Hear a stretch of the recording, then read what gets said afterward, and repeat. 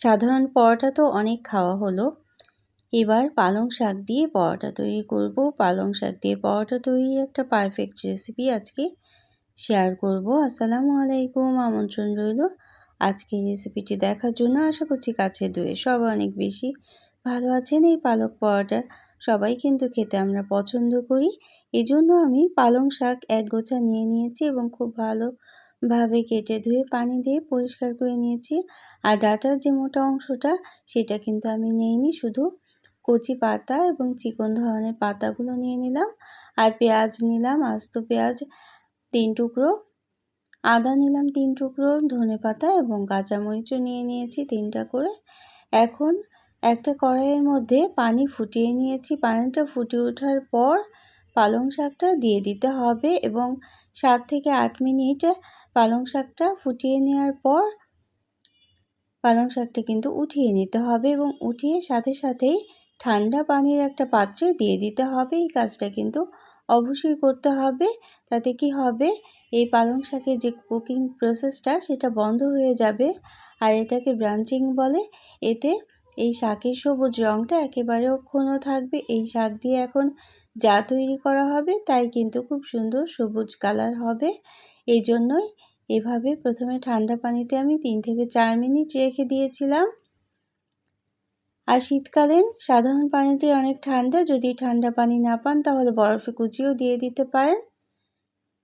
পানি থেকে উঠিয়ে নেওয়ার পর ছোট ছোট টুকরো করে কেটে নিয়েছি। একটা মিক্সার জারে নিয়ে নিলাম আস্ত পেঁয়াজ, আদা 3 টুকরো এবং 3 টুকরো কাঁচামরিচ আর ধনেপাতা দিয়ে অল্প লবণ দিয়ে আমরা এখন মিক্সার জারে অল্প পানি দিয়েছিলাম। তারপর এটাকে ব্লেন্ড করে নিতে হবে।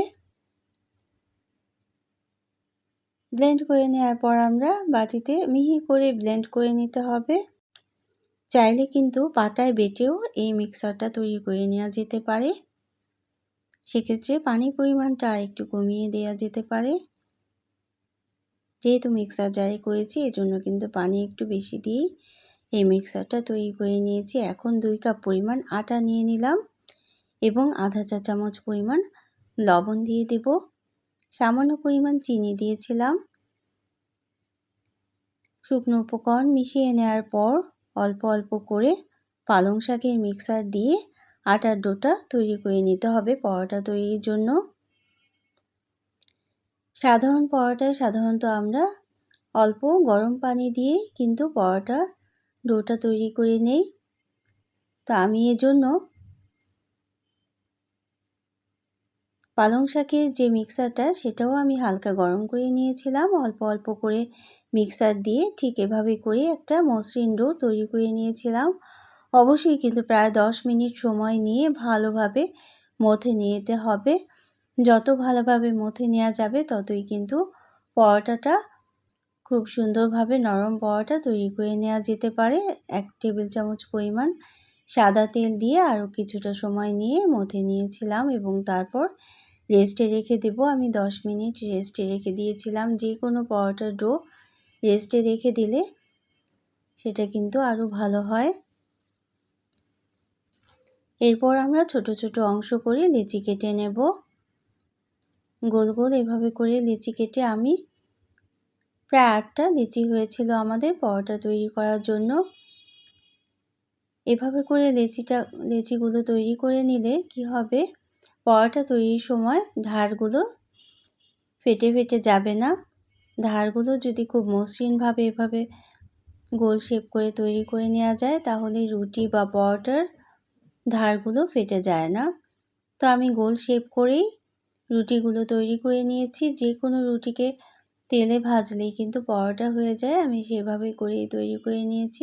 তবে চাইলে কিন্তু 3 কোনা পরোটা কিংবা 4 কোনা পরোটাও তৈরি করে নেওয়া যেতে পারে। আবার লাচ্ছা পরোটাও এই ডো দিয়েই কিন্তু তৈরি করে নেওয়া যেতে পারে। পাতলা করে রুটিগুলো আমরা তৈরি করে নিচ্ছি।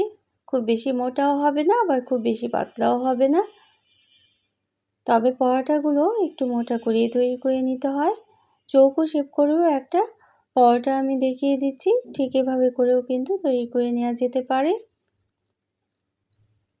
এ পর্যন্ত যারা দেখলেন একটা লাইক দিতে ভুলে গিয়েছেন, অবশ্যই একটা লাইক দিয়ে দিতে পারেন, প্রয়োজনে কমেন্ট করতে পারেন এবং শেয়ার করতে পারেন ফ্রেন্ডস অ্যান্ড ফ্যামিলির সাথে। আর যারা প্রথম ভিজিট করছেন তারা চাইলে চ্যানেলটিকে সাবস্ক্রাইব করে বেল বাটনটাকে একটা প্রেস করে রাখতে পারেন, তাহলে নোটিফিকেশন পেয়ে পরবর্তী রেসিপিগুলোও দেখে নিতে পারবেন।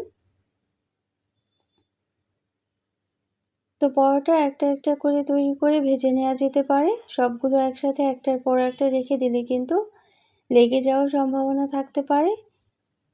এজন্য আমি কিছু পরোটা ভেজে নিয়েছিলাম। তো এভাবে করে কিন্তু আমরা লাচ্ছা পরোটা তৈরি করি, এই শেপ দিয়েও কিন্তু তৈরি করে নেওয়া যেতে পারে। এভাবে তৈরি করে নিলেও খুব মসৃণ পরোটা তৈরি করে নেওয়া যায়। উপরের দিকটা ভাজার পর খুব মুচমুচে হয়ে যাবে। তো সাধারণ পরোটা খেতে খেতে কিন্তু আমরা অনেক সময় বোর হয়ে যাই। রুটি পরোটা, শীতকালে খুব সুন্দর পালং শাক পাওয়া যাচ্ছে বাজারে। এই পালং শাক থাকতে থাকতেই কিন্তু ঠিক এভাবে করেই পালং পরোটাটা তৈরি করে নেওয়া যেতেই পারে। এটা কিন্তু অনেক স্বাস্থ্যকর একটা খাবার এবং খেতেও কিন্তু অনেক সুস্বাদু হয়ে যায়। যে কোনো চিকেন দিয়ে, সবজি দিয়ে, ডাল দিয়ে, ডিম ভাজি দিয়েই কিন্তু আমরা এই পরোটাগুলো খেতে পারি। তো একটা পরোটা তাওয়াটা খুব ভালোভাবে গরম করে নেওয়ার পর হালকা সেঁকে নিয়েছিলাম এবং তারপর কিছুটা সময় পরে 1 চা চামচ করে ঘি দিয়ে আমি পরোটাগুলো ভেজে নিচ্ছি। চাইলে বাটার দিয়ে কিংবা সাদা তেলেও পরোটা ভেজে নেওয়া যেতে পারে। তো অনবরতই কিন্তু উল্টে পাল্টে পরোটাগুলো ভেজে নিতে হবে। উপরের দিকটা খুব সুন্দর মুচমুচে হয়ে যাবে ঠিক এভাবে ভেজে নিলে, এবং খাওয়ার সময় দেখা যাবে ভিতরটা খুব সুন্দর নরম তুলতুলে হয়েছে। কিছু পরোটা কিন্তু আমার ফুলেও উঠেছিল। তো এভাবে করে লো মিডিয়াম আঁচে প্রয়োজনে চুলার আঁচটা বাড়িয়ে দেওয়া যেতে পারে, তবে পুড়ে যেন না যায় সেটা কিন্তু খেয়াল করতেই হবে। একটু ধৈর্য নিয়ে অনবরত নেড়ে চেড়ে উল্টে পাল্টে পরোটাগুলো ভেজে নিতে হবে এবং অবশ্যই এই পরোটাগুলো গরম গরম পরিবেশন করারই চেষ্টা করতে হবে। ঠান্ডা হয়ে গেলে এই পরোটা কিন্তু খেতে একেবারেই ভালো লাগবে না।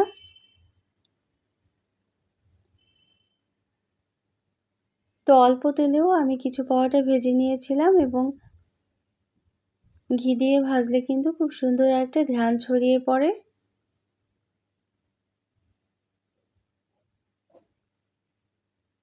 ছোট থেকে বড় সবাই অনেক বেশি পছন্দ করবে। ছোটরা কিন্তু অনেক সময়ই শাক খেতে পছন্দ করে না।